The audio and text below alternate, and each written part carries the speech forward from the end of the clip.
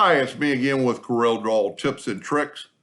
The other day I made a video about rotating this maple leaf using angles and the envelope tool. And then I thought if the person I was helping has X8 or above, Corel 8, 2018, he has object to path. So all you do, you don't have to have anything in the center to rotate.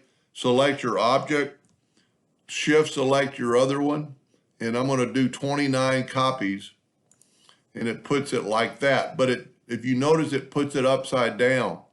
I don't know why that is. So what you have to do is mirror this upside down, and then shift select your circle and hit apply, and it put it right on the center of the path and pretty close to each other.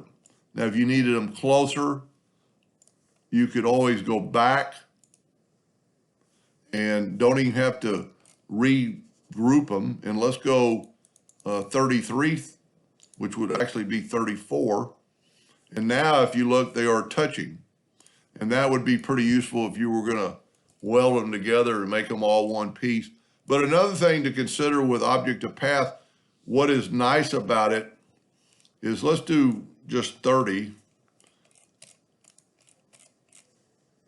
And I've still got them both selected. But right here, you can put them on the top or the bottom, and we hit apply, look what it did.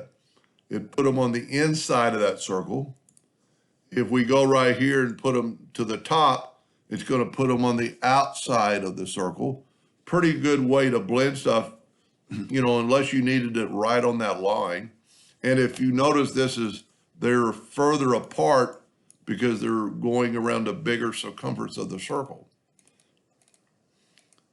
So object to path, pretty cool. Hope that helped. Thank you for watching.